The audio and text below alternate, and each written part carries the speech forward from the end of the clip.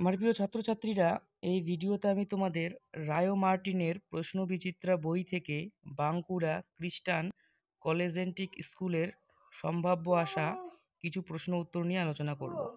এই সমস্ত প্রশ্ন উত্তরগুলি তোমাদের প্রথম পরীক্ষার জন্য খুব গুরুত্বপূর্ণ। তো এখানে একের দাগের প্রশ্নগুলি হচ্ছে, সঠিক উত্তরটি নির্বাচন করো।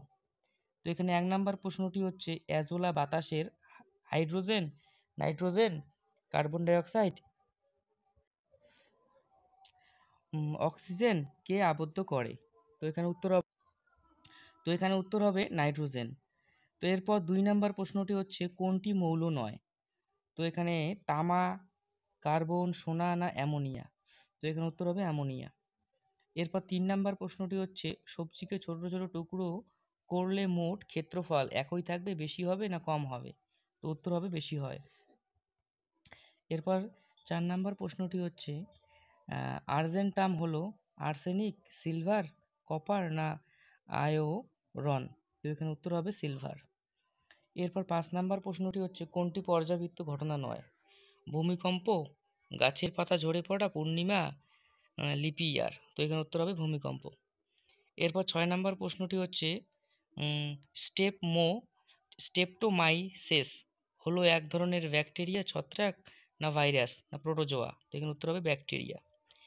এরপর 2 এর দাগের প্রশ্নগুলি হচ্ছে, নির্দেশ মতো উত্তর দাও। তো এখানে 1 নাম্বার প্রশ্নটি হচ্ছে, শূন্যস্থান পূরণ করো। পিঁপড়ে ও ড্যাশ হলো 2 মিথজীবী প্রাণী? তো এখানে উত্তর হবে জাপ পোকা। এরপর 2 নাম্বার প্রশ্নটি হচ্ছে, সত্য মিথ্যা লেখো।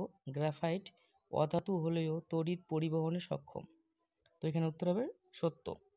এরপর 2 নাম্বার প্রশ্নটি, PCl এর পুরো নাম কি? তো এখানে উত্তর হবে ফসফরাস পেন্টাক্লোরাইড। এরপর 3 এর দাগের প্রশ্নগুলি হচ্ছে, নিচের প্রশ্নগুলির উত্তর দাও। তো এখানে 1 নাম্বার প্রশ্নটি হচ্ছে, উৎস সহ উদ্ভিদের একটি বর্জ্য পদার্থের নাম লেখো যা আমাদের ওষুধ রূপে ব্যবহৃত হয়? তো এখানে উত্তর হবে কুইনাইন। উৎস সিনকোনা গাছের ছাল। এরপর 2 নাম্বার প্রশ্নটি হচ্ছে, একটি উদাহরণ দাও যেখানে ভৌত পরিবর্তন ও রাসায়নিক পরিবর্তন একই সঙ্গে ঘটে? খোলা হাওয়ায় খোলা হাওয়ায় পরিষ্কার চুন জল গোলা হয়ে যাওয়ার জন্য কোন গ্যাস দায়ী?